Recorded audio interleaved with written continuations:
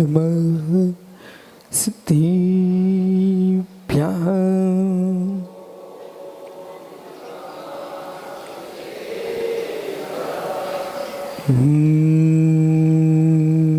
नमः सिद्धिभ्यः।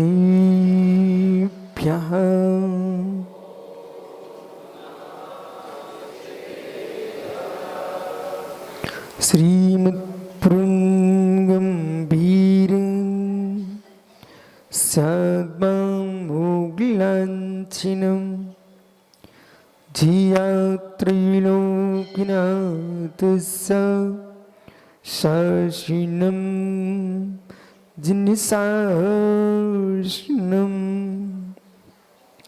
शासिनं जिनिशासिनं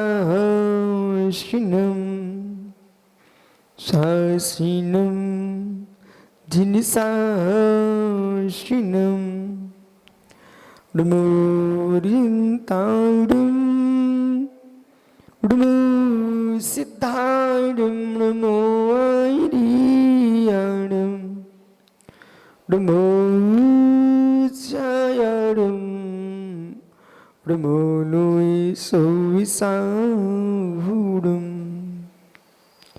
अनंत अनंत परम सिद्ध भवानी की, एक जड़वान पुष्पदंत स्वामी की, एक जड़वान महावीर स्वामी की, परम पूज आचार्य भगवान कुंद कुंद स्वामी की, परम पूज आचार्य विराग सागर मुनि महाराज की, अहिंसामय विश्व धर्म की, आचार्य गुरुवर विशुद्ध सागर जी महाराज की, आचार्य संघ की, नमोस्तु शासन, नमोस्तु शासन, नमोस्तु शासन।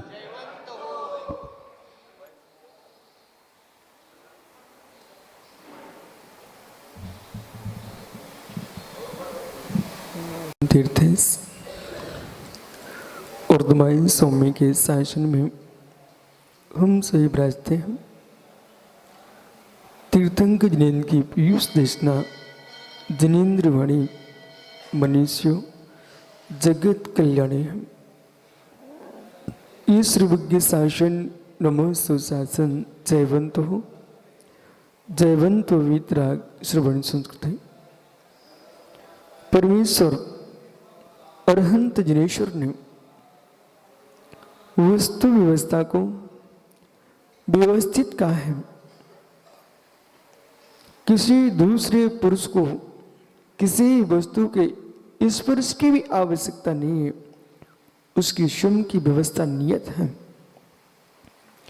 जीव का स्वर्ग जाना जीवाधीन है, नरक जाना जीव के स्वाधीन है, पशु बनना जीव के स्वाधीन है, देव बनना जीव के स्वाधीन है और परमात्मा बनना जीव के स्वाधीन है।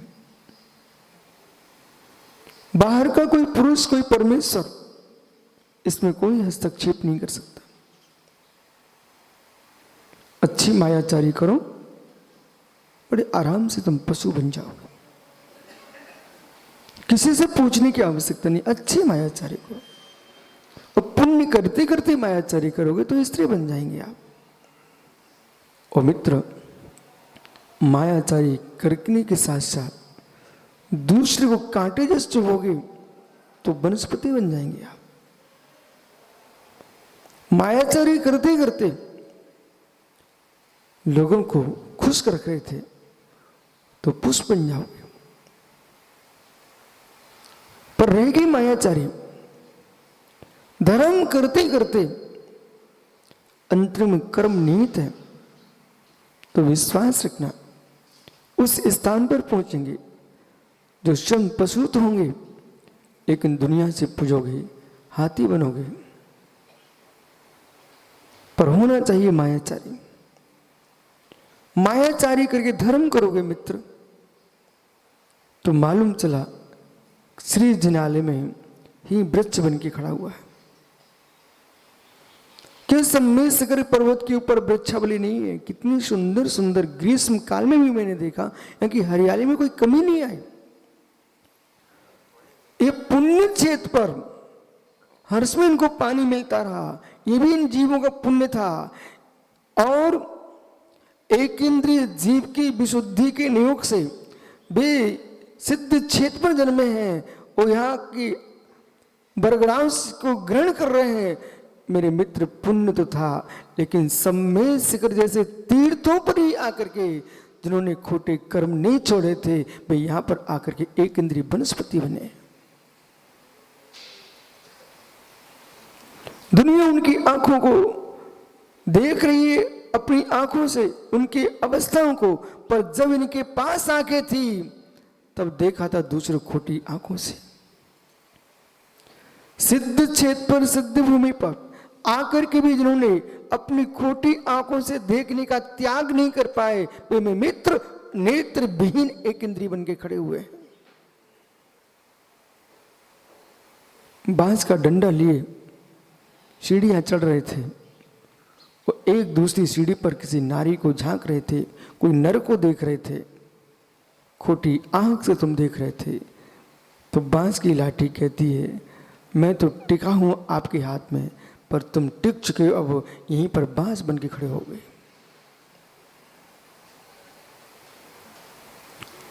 मन चला गया, मन चला गया। राजीव, एक हाथ का पानी श्री जी के मस्तक पर चला जाए, ये सारे भक्त दूर से मांग मांग कर कहते, भैया मुझे तो गंधोदक हो गया। वही चुल्लू भर पानी आपके हाथ से जमीन पर गिर गया, मिट्टी में विलीन हो गया। वही चुल्लू भर पानी मित्र संडास में लेके गए, उस पानी को कौन मस्तक पर लगाएगा? एक भी कोई पुरुष लगाने को पसंद नहीं करता है। पानी वही था, नीम में चला गया तो कड़वा हो गया, मिश्री में चला गया मीठा हो गया, गन्ने में चला गया मीठा हो गया। पानी वही था, परिणाम वही है, क्षेत्र वही है, पर्याय वही है। परिणामों की गति के भेद से सारी गतियां बदल जाती हैं। जो परिणाम मेरे पास है, आपके पास भी परिणाम है।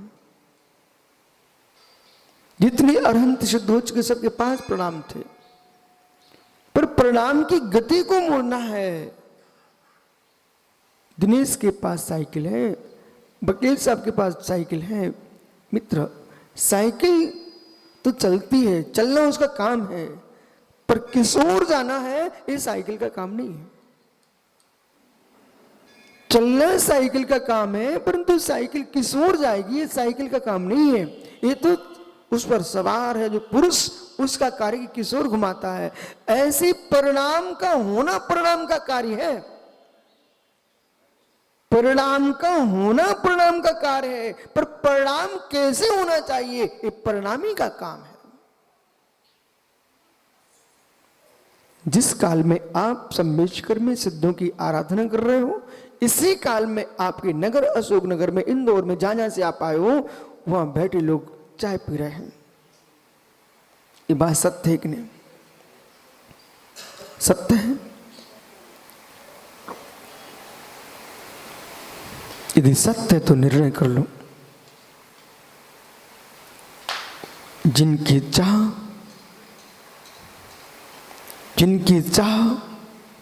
चाहे में लगी है, अनंत भविष्य की तपस्या के फल से नरदेह मिली है। इस नर पर्याय को अधरों पर चाय का कप लगा के नष्ट कर रहे हो। एक वे पुरुष हैं इस नरदेह को पाकर के अधरों पर जिनदेव का गुणगान कर रहे हैं।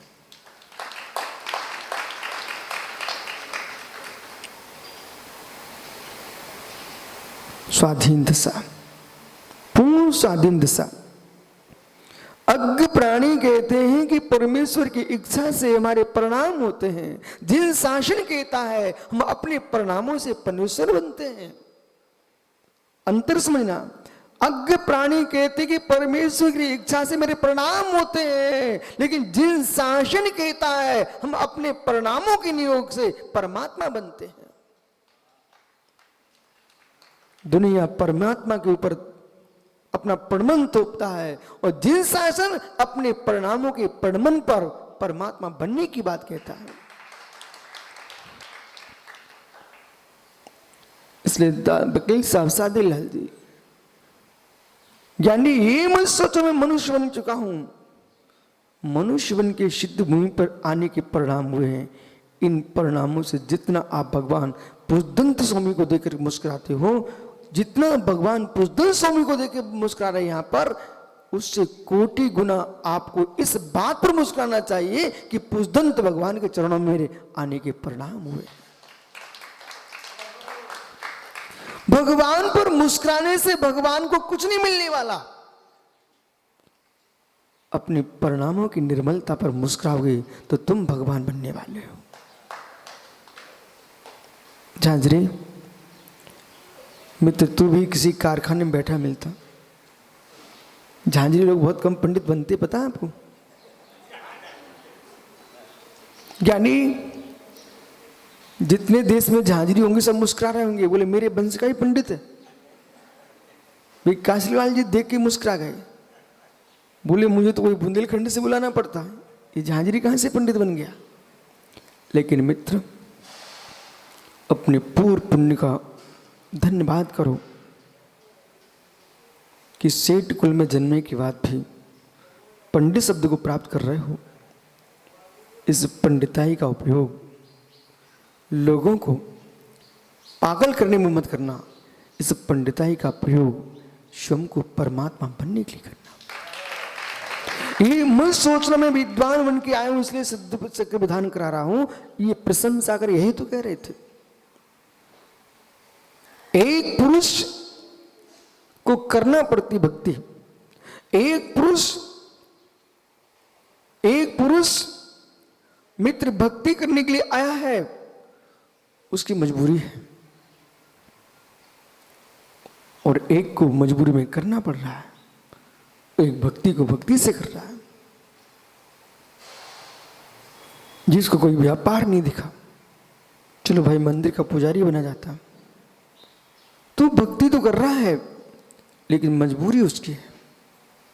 एक व्यक्ति, आप मंदिर में पूजा नहीं करोगे तुमको समाज से निकाल देंगे, तो धक्के से भक्ति कर रहा है। और एक व्यक्ति, भक्ति नहीं करूंगा तो भगवान कैसे बनूंगा, इसलिए कर रहा भक्ति। एक इसलिए कर रहा भक्ति कि मुझे इंद्रिय सुखों की प्राप्ति हो जाएगी, भक्ति व्यर्थ नहीं जाएगी, उसको सुख मिलेगा, लेकिन सुख के लिए कर रहा है, उसकी भक्ति आनंद का हेतु नहीं है। जो इंद्रिय सुख को छोड़ करके बोले क्यों मंदिर आए हो, मुझे नहीं मालूम क्यों आया हूं, क्यों भक्ति कर रहे हो, मुझे नहीं मालूम क्यों कर रहा हूं, तो आए क्यों, मुझे आनंद आता इसलिए आया।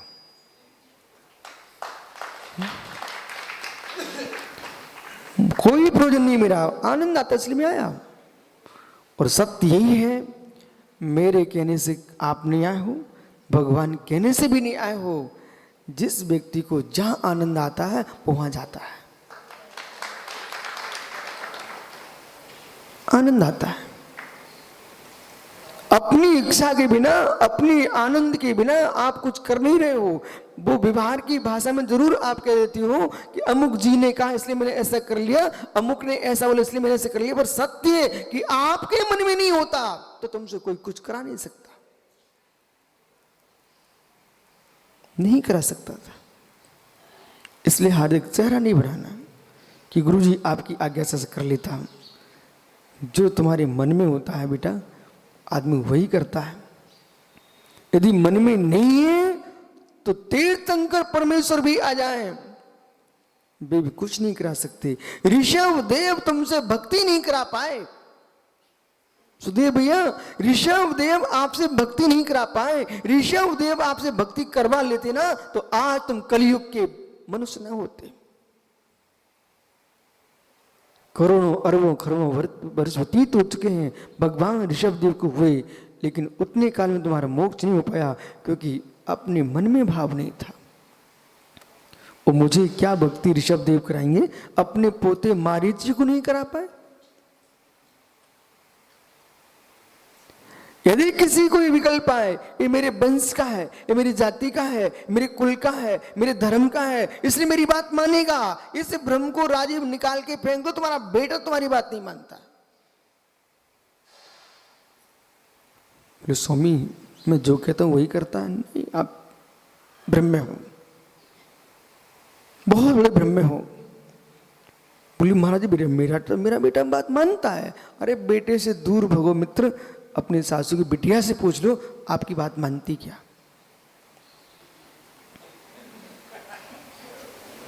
और आप नहीं पूछ पर तो मैं पूछा सकता। यदि ये जीव व्यापार में पाप कर करके और असत्य झूठ भाषण करके ये राजीव इंदौर नरक जाए तो आप साथ में जाओगे ना? देख लो भैया, ज्यादा मुस्कुरा रहे थे ना, अब देख लो सामने।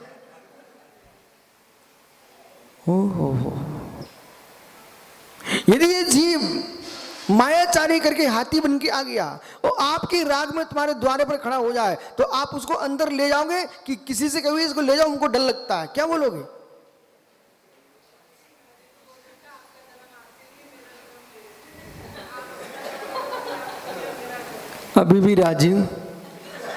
अभी राजीव थोड़ा सा पानी हो तो उठ के इधर आ जाता।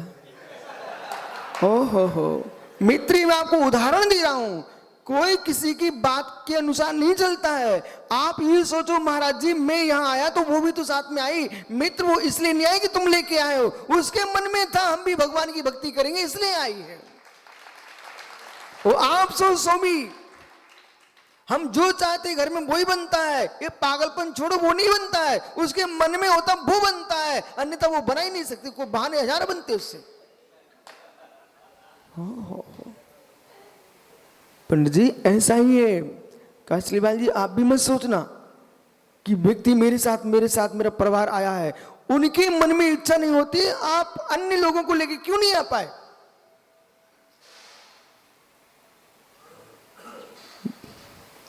धर्म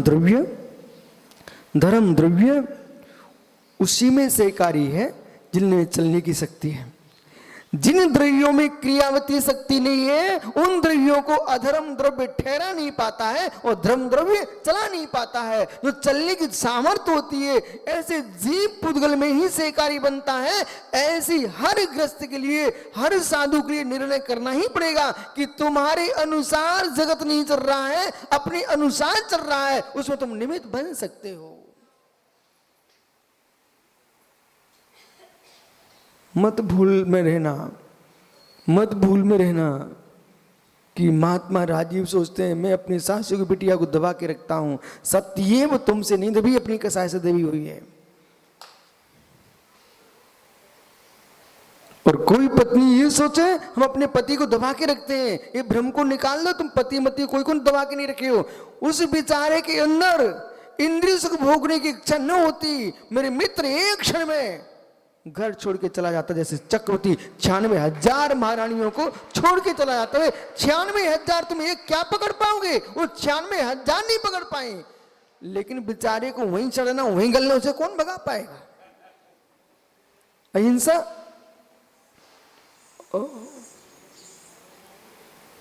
एक दिन तो बैराग करके देख भाई,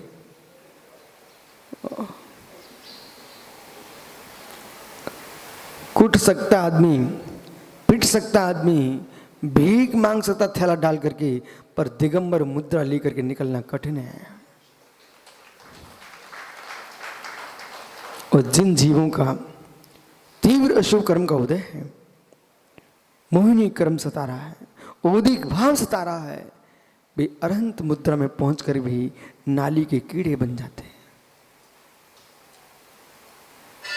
धन्य वो जीव जमीन पे बैठ करके चांद को देखता है, उसका नाम चकोर पक्षी है। जमीन पे बैठ करके चांद को देखता है, उसका नाम चकोर पक्षी है। धिक्कार उस जीव के लिए जो आकाश में उड़ता है, जमीन के मांस के टुकड़े को देखता है, उसका नाम चील है। अब आप परीक्षा करो मेरा स्थान कहाँ है।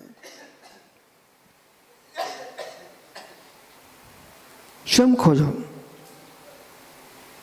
आकाश में उड़ते हुए जमीन के मांस के टुकड़े को देख रहा हूं कि जमीन के गड्ढे में बैठकर के भी चंद्रमा को देख रहा हूं। चाहे कद छोटा हो चाहे बड़ा हो, चाहे गोरे हो चाहे सांवले हो, ऊपर देखोगे तो ऊपर जाओगे और नीचे देखोगे तो नीचे जाओगे। बैठो मुमुक्षु, मुकुट काम में नहीं आएगा, रत्नात्रय का मुकुट काम में आएगा। ओहो हो, लगा ले भाई, लगा ले, लगा ले भाई, लगा ले। कितनी जल्दी बुरा लग गया। जिसको बुरा लगता है वो कैसे भगवान बन पाएगा?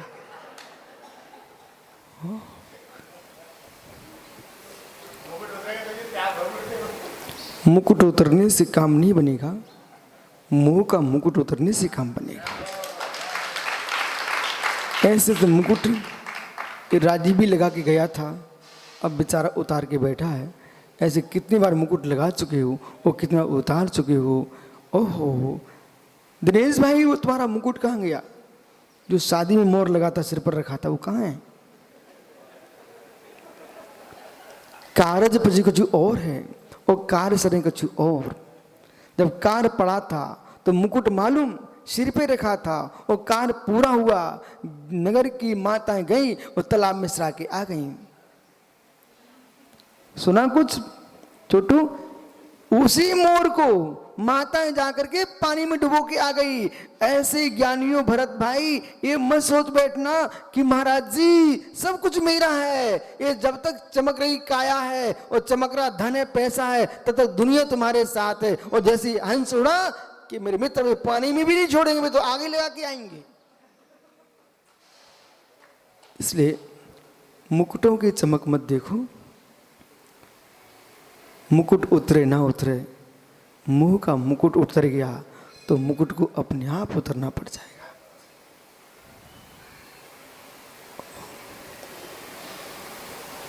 ऊपर देखना श्रेष्ठकर है, ऊपर से नीचे देखना ये श्रेष्ठकर नहीं है।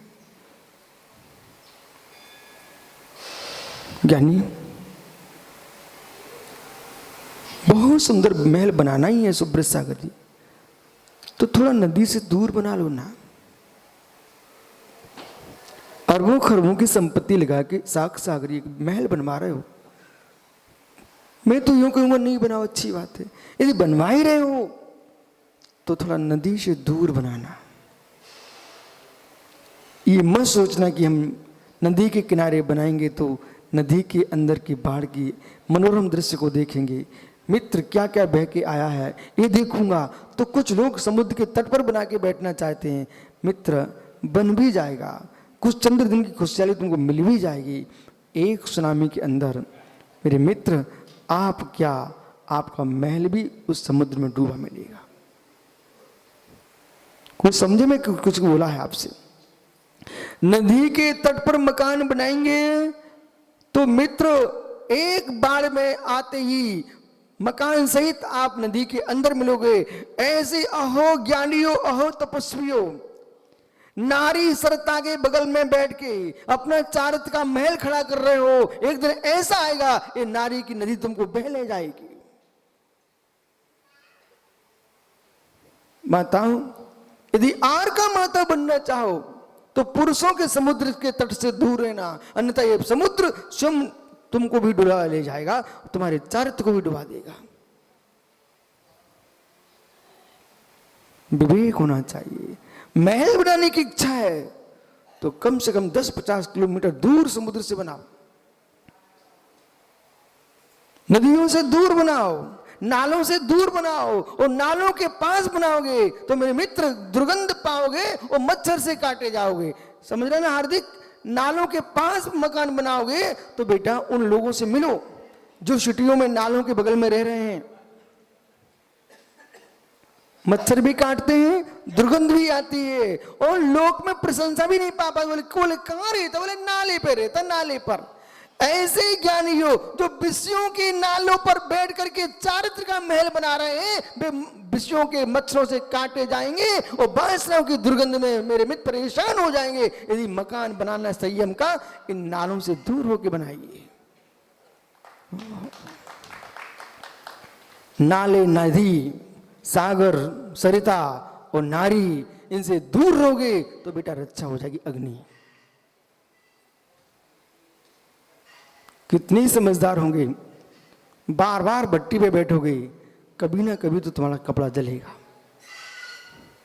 कितनी समझदार होंगे पंडित जी, आप भी करो, प्रतिष्ठा कराओ, और कितनी हवन कुंड लगा लो, दीपक लगा लो, कभी ना कभी तुम सावधानी की बात करते हो, फिर भी एक ना कोई इंद्र अपना दुपट्टा जला के आ जाता है। अग्नि के पास बैठोगे तो वस्त्र जलेगा। यानी आपसे कह रहा हूं, अग्नि के पास बैठोगे तो दुपट्टा जलेगा। नारियों के पास बैठोगे तो सील का दुपट्टा जलेगा। भगवान क्या कह रहे हैं? माता बुरा नहीं मानना, जो विषय में ऐसा कोई नारियों के पास बैठे दुपट्टा जलेगा, वो विषय नारी आर का बने, ब्रह्मचारी बने, तो उससे कहना इन नरों के पास बैठोगे तो मेरे मित्र ये शेर तुमको खा जाएंगे। जीवन में एक बार महाव्रती अनुव्रती बनने के साथ ज्ञानार्णव जी ग्रंथ का स्वाध्याय जरूर कर लेना चाहिए। ज्ञानार्णव ग्रंथ का नाम ले रहा हूं, ज्ञानार्णव ग्रंथ का अध्ययन कर लेना चाहिए। और पूरा ग्रंथ ना पढ़ो, कम से कम इतना पढ़ लेना, उस ग्रंथ में स्त्री संसर्ग निषेध और वृद्ध सेवा 2 अधिकार पढ़ लेना चाहिए। वृद्धों के साथ रहोगे तो गुणों की वृद्धि होगी, और गुणहीनों के पास जाओगे तो गुणों का नाश हो जाएगा। और कदाचित नाले के पास रह भी रहे हो, अब आपको सावधानी बरतना पड़ेगी। वहां से निकलना भी पड़ा तो सावधानी बरतना पड़ेगी। क्या भूल गए समुद्र सागर? गंगा नदी पार कर रहे थे आप कच्चे पुल से, तो कैसे चल रहे थे? गंगा नदी पार कर रहे थे पटना में, जब पटना जा रहे तो गंगा नदी पार कर रहे थे, कच्चे पुल से जा रहे थे, तो बिल्कुल सावधानी से जा रहे थे। बोले भाई क्यों? नदी का बहाव है, पीपों का पुल था वो हिल रहे थे, पीपों का पुल था वो हिल रहे थे, तो कितनी सावधानी से जा रहे थे। मित्र, यदि संसार में नदी सरोवरों को तट से निकलना पड़े,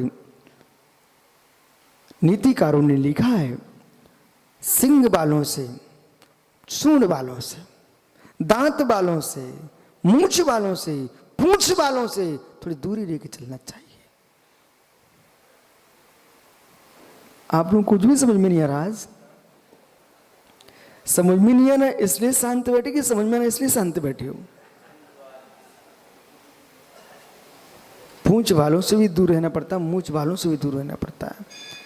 एक बार कुछ लोग तो क्यों इसलिए मूंछ तो नहीं कटा के बैठे हो, और जो पंचम काल का मनुष्य मूंछ कटा के बैठे उसने तो पुरुषत्व का चिन्ह समाप्त कर दिया। ज्ञानियों, कलयुग में कमलांकुर महापुरुषों के मूंछ दाढ़ी नहीं होते, लेकिन सामान्य लोग संभल के रहना पड़ता है उनके पास। अब विश्वास से सुनो, जिनको बहुत पूछ की आकांक्षा है, बहुत मेरी सम्मान होना चाहिए, पंडित जी, कमल जी, तुम्हारा मित्र ही क्यों ना हो, ज्ञानी क्यों ना हो, पंडित क्यों ना हो, जिसको पूछ की बहुत इच्छा है, वो कभी भी धक्का दे सकता है।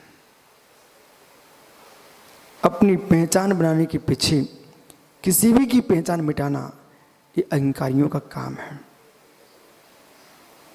अपनी पहचान बनाने के लिए पिता को पुत्रों ने जेल में डाला है, अपनी पहचान बनाने के लिए मित्र बेटियों ने मां को जेल में डाला है, अपनी पहचान बनाने के लिए पिता ने भी पुत्रों के टुकड़े कराए हैं, और मां ने भी मेरे मित्र अपनी पहचान बनाने के लिए अपने बेटे की हत्या कराई है। मेरी पहचान न मिट जाए तो पूछो आप कासलीवाल जी से, ऐसी भी तो देश में माताएं हुई हैं, अपनी पहचान मिटते देकर भयभीत होकर के अपने बेटे को ही मरवा दिया।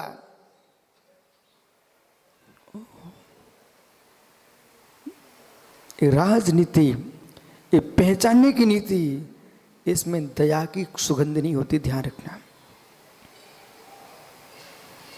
तुम पूज्य हो कि अपूज्य हो, साक्षात बेटा संभल के जीना। एक एक बात आप लोगों में समझा रहा हूं। सगे से सगे लोग भी भाई, घरों में भाई भाई में झगड़ा हो रहा है, किसके पीछे? या तो धन के पीछे या पूछ के पीछे। मेरी पूछ कम ना हो जाए। दो साधक अपने गुरु की आज्ञा लेकर के बिहार कर गए। आहार समाज दे रही है, ठहरने को स्थान समाज दे रही है, हर प्रकार से समाज सेवा में लगी है, फिर भी दोनों विसंवाद हो जाए, इसका हेतु क्या हो सकता है? दो साधक अपने गुरु आज्ञा लेकर के धर्म प्रभावना के लिए बिहार करके गए, और बिहार करने के उपरांत आपस में झगड़ने लग जाए तो वहां खोज करना चाहिए, भोजन समाज का है, भवन समाज का है, सेवा समाज कर रही है, फिर भी तुम दो क्यों लड़ रहे हो? इसमें हेतु क्या बन सकता है? एक ही हेतु है, अहंकार, मान कसा है। विनयशील आदमी कभी विसंवाद नहीं कर सकता, क्योंकि विनयशील के साथ कोई विसंवाद कर भी तो नहीं सकता। क्यों? कोई लड़ने को तैयार है, हम तुम्हारे पैर छूने को तैयार है, अब लड़ाई किस बात की? कोई लड़ने को तैयार हुआ है, हम तो तुम्हारे पैर छू रहा हूं। एक बंदर के हाथ में सेव फल, दिनेश भैया ये प्रतिदिन आप देखते हो, एक बंदर के हाथ में सेव फल, वो 50 बंदर टूटते बोले ये मुझे चाहिए है। मित्र यदि वो छोड़ता नहीं है तो 50 एक साथ मारने को तैयार हैं, उस फल को ही छोड़ के फेंक दे। वे क्यों मारेंगे? उठा लो वो पड़ा जिसके लिए तुम मार रहे थे, जिसके लिए तुम मेरे पीछे पड़े थे। स्वान के मुख में रोटी, सादी लाल जी, स्वान के मुख में रोटी, और एक स्वान के मुख में रोटी दे करके 50 स्वान उसके लिए लड़ने को खड़े हो गए। यदि ये तो मुख की रोटी अंदर ले जाए तो झगड़ा समाप्त, या बाहर फेंक दे झगड़ा समाप्त। जब तक रोटी दिखती रहेगी तब तक स्वान तुम्हारे लिए पीछे पड़ेंगे। ऐसे ज्ञानियों, अहंकार की रोटी निकाल के फेंक दो, दुनिया में विसंवाद समाप्त। तो जब तक मान है, जब तक मान है, तब तक मेरे मित्र कोई भी सम्मान नहीं है। जिसके हृदय में मान का निवास है उसके लिए जगत में कोई सम्माननीय नहीं है, और जिसके हृदय से मान का अभाव है उसके लिए हर वस्तु सम्मान का हेतु है। ये उपदेश आज के लिए नहीं सुनना है, यहां से जाके घर में जाके प्रयोग करना। उसके घर में कभी युद्ध ही नहीं हो सकता, कभी झगड़ा नहीं हो सकता। झांझरी कभी भी, बेटा कहता है पिताजी मुझे साइकिल चाहिए, तुम साइकिल दे दो, बच्चा कभी नहीं लड़ेगा। दूसरे दिन कहता मुझे सोने की चेन चाहिए, वो भी दे दो, वो तुमको पिताजी क्या भगवान कहेगा। और जैसे आपने कहा बेटा ये नहीं दिला सकता हूं, अब मित्र देख लो घर तुम्हारा लंका बनने वाला है, घर तुम्हारा लंका बनने वाला है। यदि मेरे से कहे हार्दिक गुरुजी इंदौर जाना है, तो मैं कि चला जा बेटा फिर लौट आना, तो क्यों लड़ेगा? और मैं कहूं नहीं बिल्कुल नहीं जाएगा, तो जाएगा, फिर देखो आप क्या रूप रचेगा। हर व्यक्ति अपनी इच्छा से जीता है, हर व्यक्ति अपनी इच्छा से जीता है। यदि नीतज्ञ जीव है, विसंवाद नहीं चाहता है, बोले भाई साक्षात ऐसा काम करना, ठीक आशीर्वाद। अब बेचारा चेहरा देखेगा, अरे मैं तो ऐसे ही कह रहा था, ये तो ऐसा हो गया। सुनो, सागर संपूर्ण सागर ने एक दिन हमसे कहा, अरिजीत सागर ने बोला उज्जैन में, आप हमसे जाने का बोलते नहीं हो कभी। अच्छा अच्छा, जाने का नहीं बोल रहा हूं, जाने का नहीं बोल रहा हूं, तुमको जाना है जा। बेचारे चेहरा देखते रहे। बोले क्यों? विसंवाद वहां होता है जब इच्छाओं की पूर्ति को रोकोगे, वहां आदमी झगड़ता है, और उसकी इच्छा की पूर्ति हो जाए। कभी कभी परीक्षा के लिए भी लोग बोलते हैं, तो वो उनकी परीक्षा के लिए भले बोले, तुम सही में बोलो ठीक ठीक कर लो ऐसा, तो ऐसा बोलने आएंगे स्वामी अब मुझे ऐसा नहीं करना है।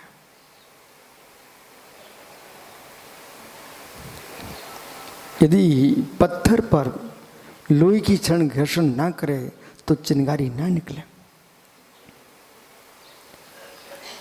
माचिस देखी कि नहीं देखा आप लोगों ने?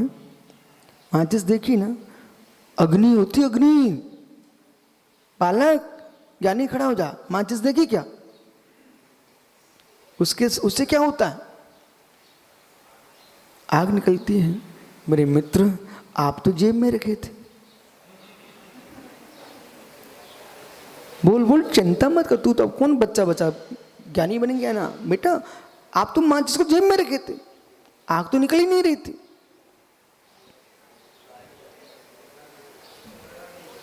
जिसके अंदर रखी है, समझो इस माचिस की डिब्बी से पूरे घर की राजनीति सीख लो बेटा आज तुम, और विश्व की राजनीति सीख लो। माचिस के अंदर माचिस को जलाने वाली वस्तु रखी है। माचिस के अंदर, संजन सागर जी, माचिस के अंदर माचिस तक को जलाने वाली सामग्री रखी है। यदि माचिस के अंदर रखी सामग्री माचिस के ऊपर घर्षण ना करे तो माचिस भी सुरक्षित है और काड़ी भी सुरक्षित है। और जैसे ही दूसरे इसमें घर्षण हुआ और ज्यादा लग गया तो वो माचिस भी जल जाएगी, पूरी काड़ियां जल जाएंगी और जहां जहां जाएगी वो सबको जला देगी। लेकिन जेब में रखी थी। मित्र, जब तक घर्षण नहीं है तब तक सबकी रक्षा है।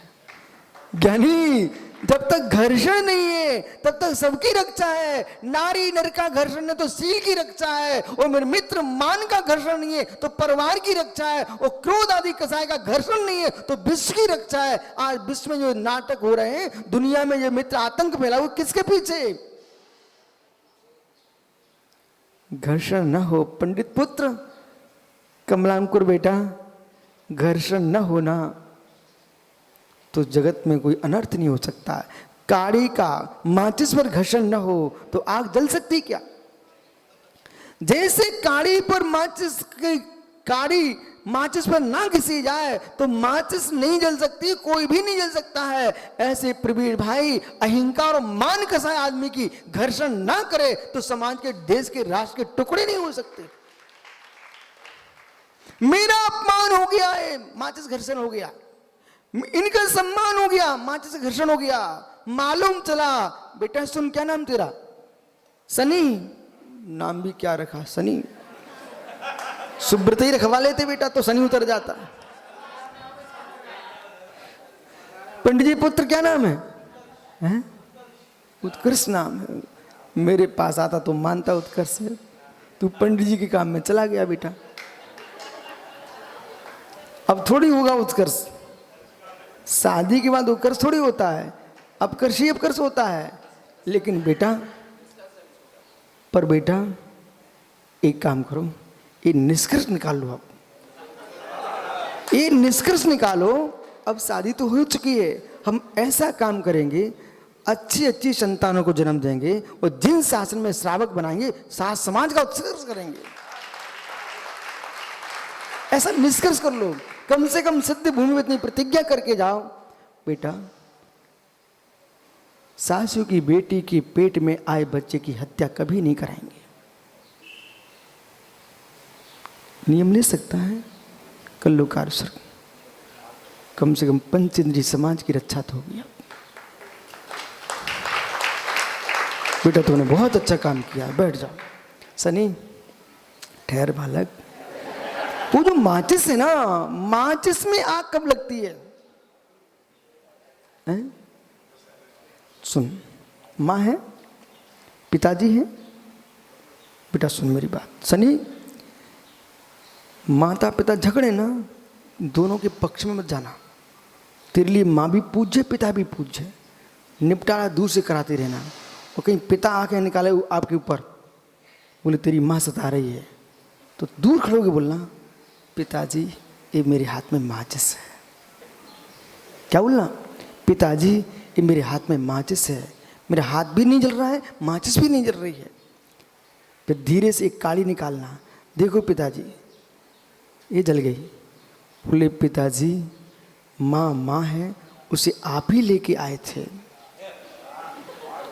और माँ कहेगी बेटा ये पिता तुम्हारा बात नहीं मानता, मुझे डांटता पीटता है। तो कहना माँ मेरे हाथ में माचिस है, एक काड़ी है। पिता इतना खराब होता तो तुम बरमाला डालने गई क्यों थी? अब प्रश्न ये तो खराब कौन है? बोले मां आओ मेरे तात। कसाय का घर्षण दोनों में ना होता तो ये चिंगारी ना उत्पन्न होती। सबके लिए मैं नीति दे रहा हूं, एक माचिस की कहानी सबको दिखाना। आप लोग जैसे किसी की विषम पे संवाद हो, बस यशोधर सागरी माचिस की काड़ी दिस लाए। वो डिब्बी कह रही है हम तो जेब में भी रह लेते हैं, लेकिन आप घर्षण मत करो। ऐसी हर प्राणी प्रेम से आप रखो तो शेर भी तुम्हारा साथ में रह लेता, मित्र अजगर भी तुम्हारे साथ रह लेता। प्रेम से रखो, और प्रेम से नहीं रखा तो मेरे मित्र स्वयं का बेटा भी जेल में डाल देता। औरंगजेब से मिल लो आप। कुड़क से मिलो, अपने पिता को जेल में डाल दिया। कंस से मिलो, अपने पिता को छीके पर टांग दिया। पर सनी ऐसा तू मत करना, पक्का? नोवा नमोकार पढ़ लो। अरे बेटा आज सब बोलते हैं, जब घर में सासू की बेटी आती ना सब भूल जाते फिर माता पिता को। देखो भैया किसका बेटा है? आपका बेटा है ना। अब तुम 7 बार भगवान को नमस्कार करो। बोले क्यों? तुम्हारी व्यवस्था बना दी, वो तुमको छोड़ेगा नहीं। आप पाए पल्ले बेटे इनकी बेबी सोचे हैं। तुम्हारे पास हाथ नहीं है क्या भैया? ओहो, देखा कितना आनंद आ रहा है। बोले बेटा पैर पड़ रहा है। अरे वो तो बेटा पैर पड़ रहा, हम तो ऐसा काम करा सकते। दुनिया तुम्हारे पैर पड़े थे, आ जाओ ना। बैठो सनी। मुस्कुराया पिता, उसका 5 किलो खून बढ़ गया बेटा।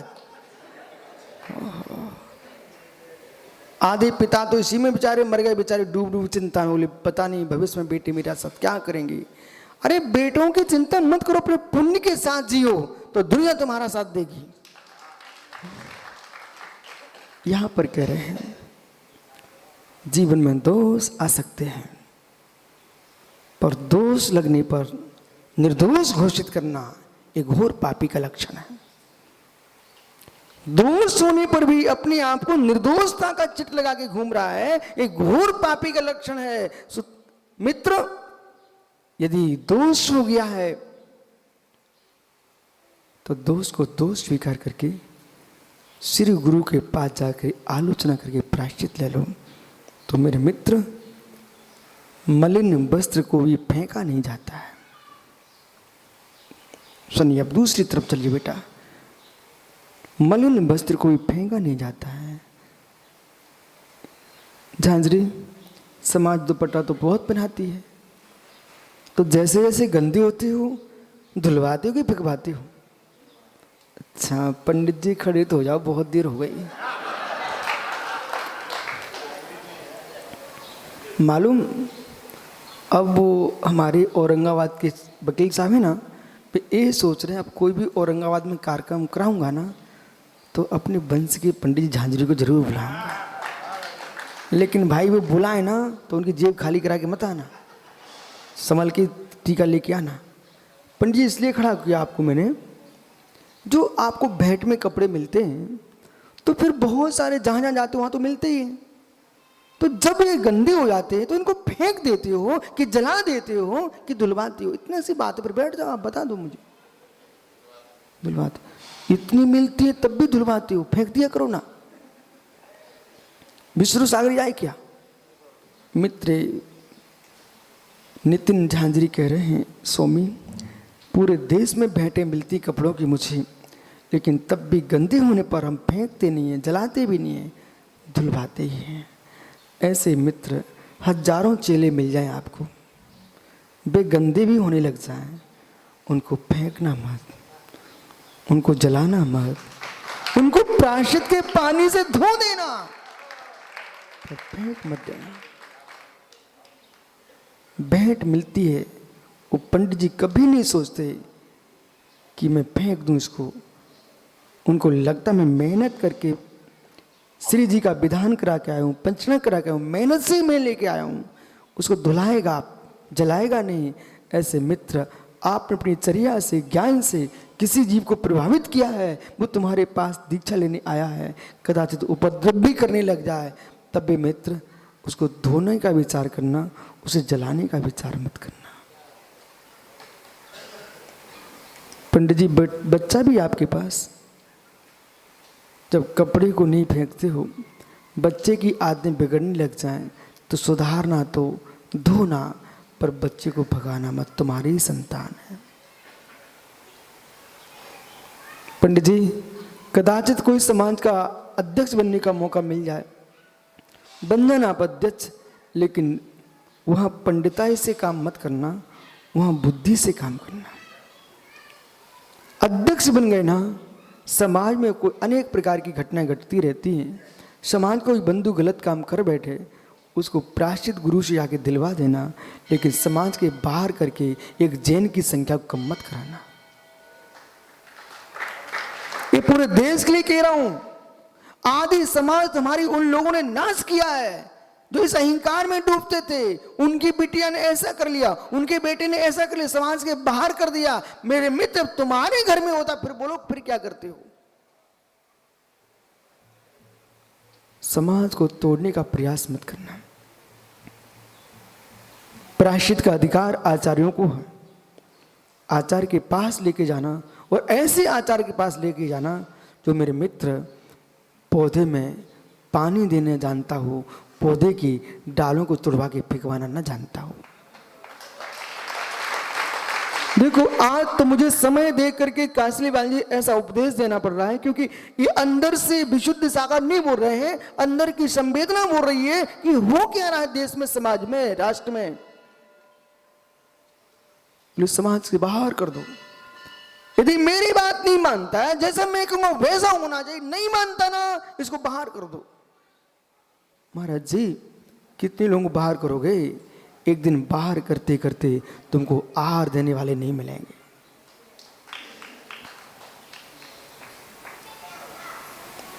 ये शास्त्र क्यों लिख के रखे गए हैं? प्रायश्चित का विधान क्यों किया गया है? यानी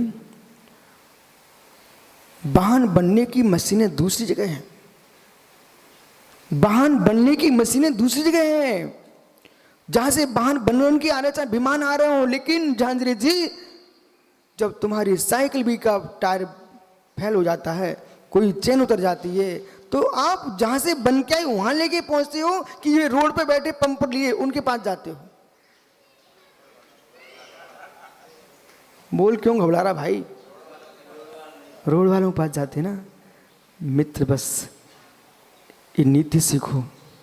जो बनता है वाहन, वो कारखाने अलग होते हैं, पर जरा भी कुछ बिगड़ जाए ना, तो रोड पे जो मशीनें रखी रहती हैं, पंप रखे रहते हैं, वही तुम हवा भरवाते हो।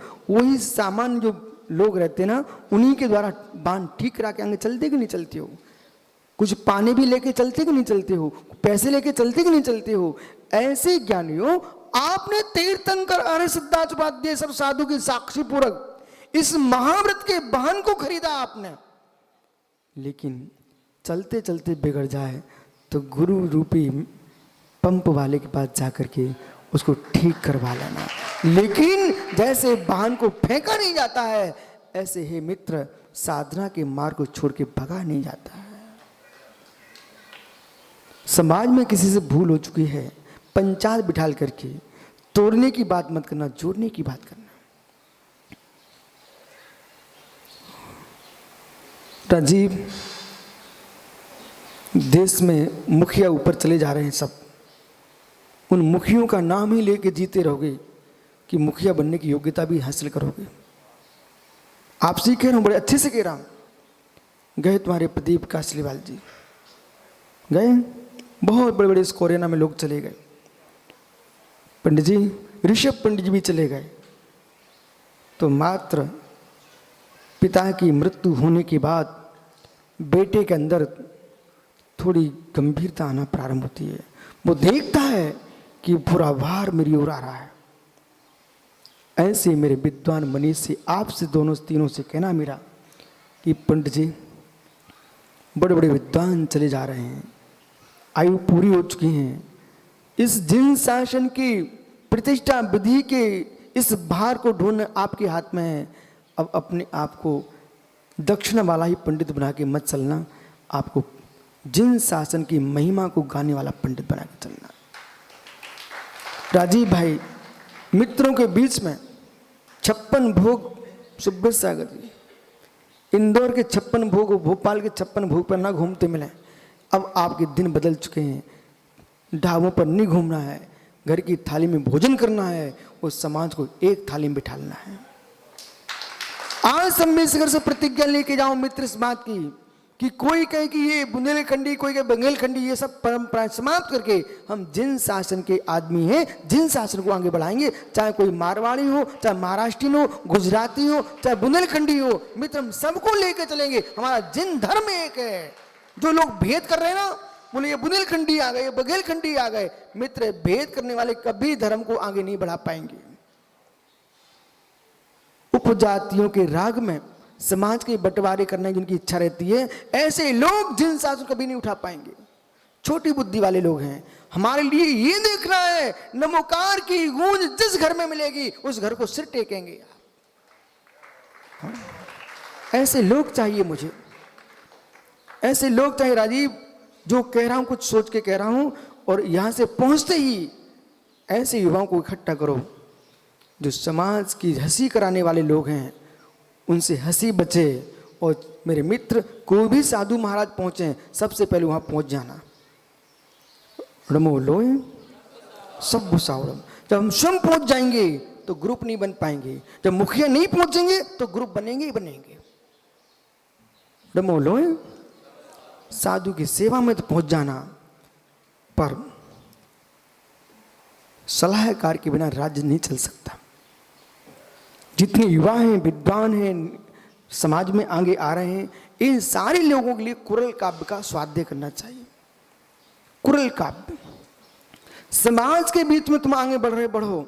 सलाहकार को लेके चलना, विद्वान को लेके चलना। माना कि पंडित जी ये महाराज बन के आ गए और वही कहने लग गए ये पुष्पनाथ भगवान की बेदी अच्छी नहीं लग रही है, इसको और सुंदर बनाना है।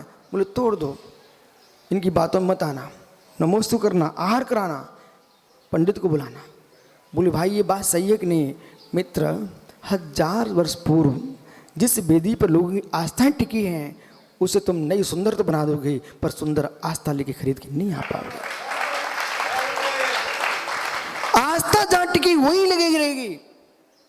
यहां पर भी कमेटी ने हमसे कहा, हमने कहा नहीं ये काम मत करो, कुछ नहीं। बोले महाराज जी अभिषेक करने वालों को परेशानी होती है। अरे परेशानी होती है मित्र, उस माँ से पूछो बच्चे को जन्म देते समय कितनी परेशानी होती है, तब भी जन्म देती है।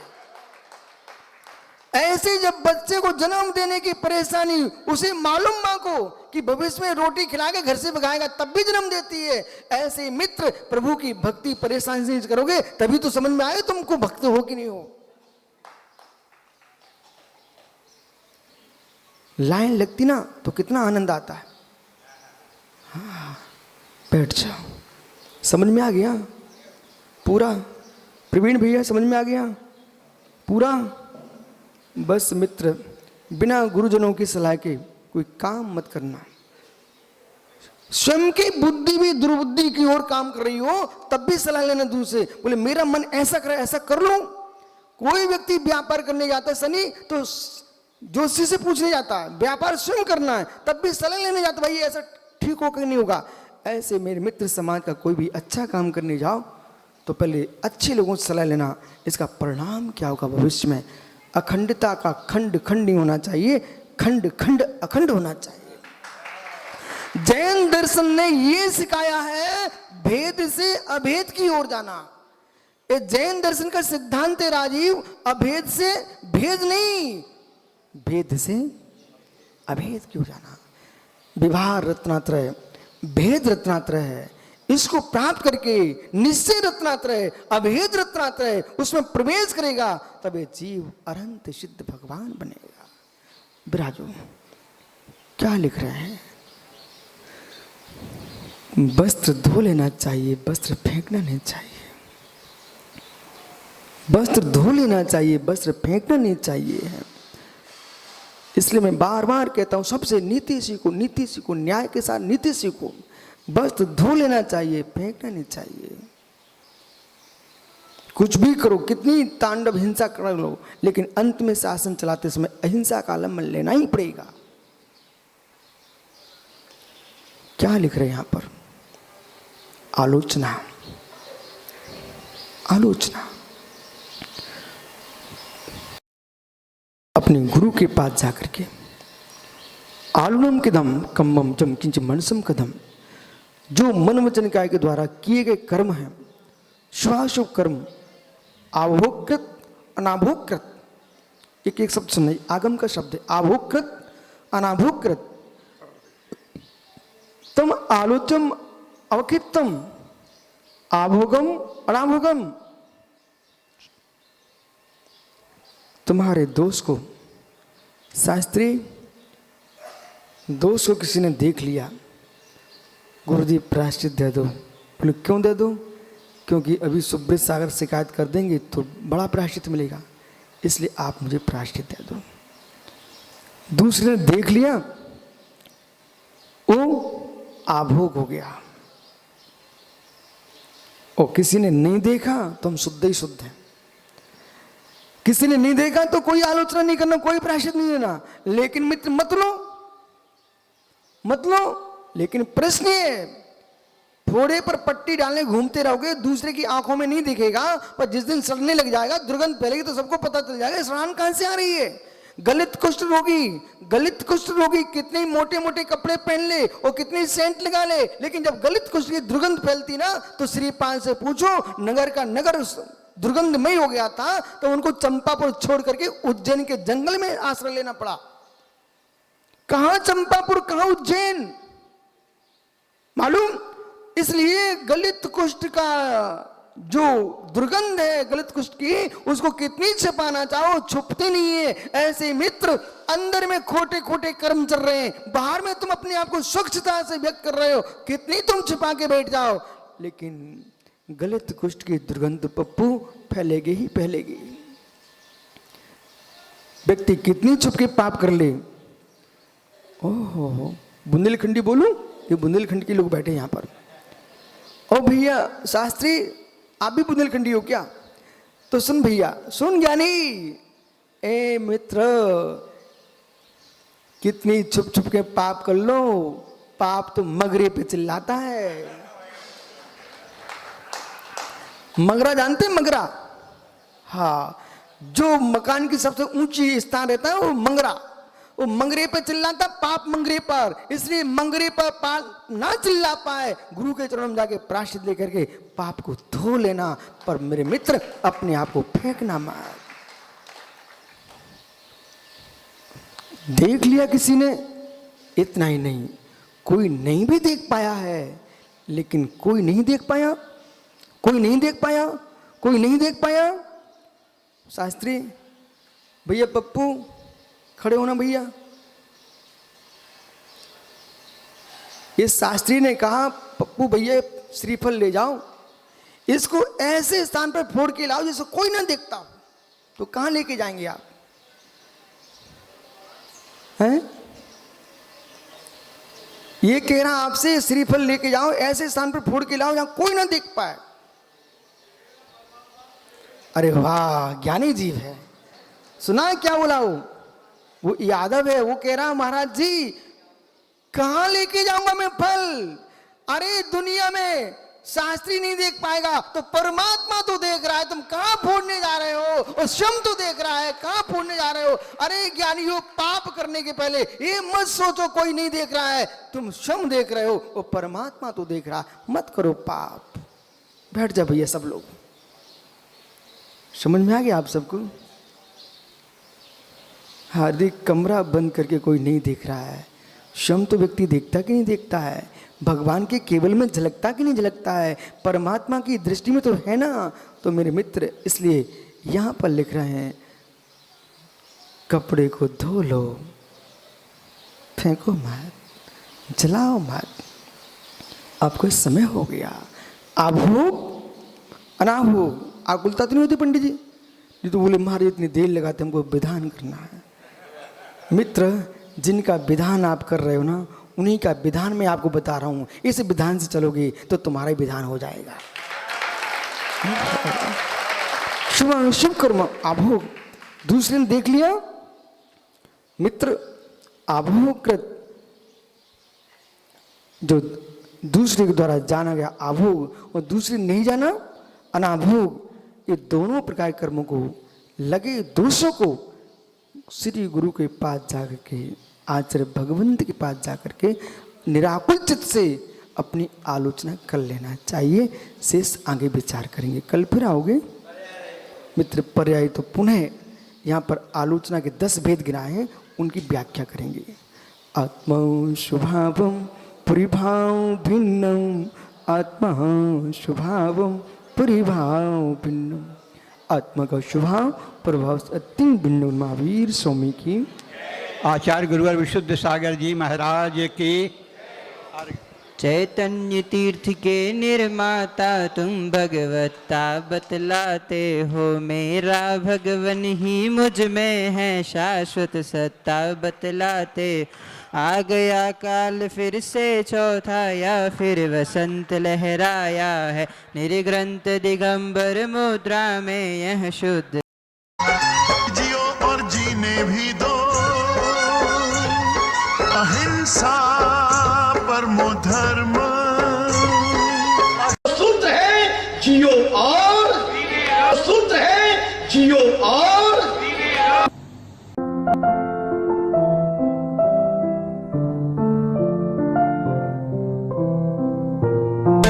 जैन हलचल देखते रहें, रोजाना आपके मोबाइल पे भी आएगा जैन हलचल।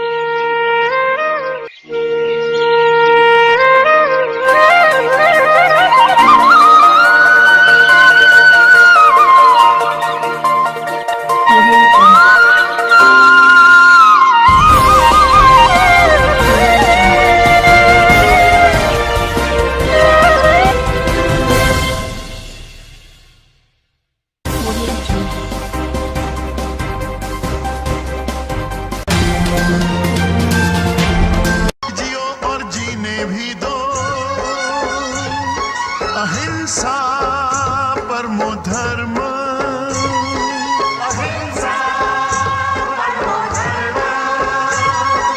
जीने का अधिकार है सबको,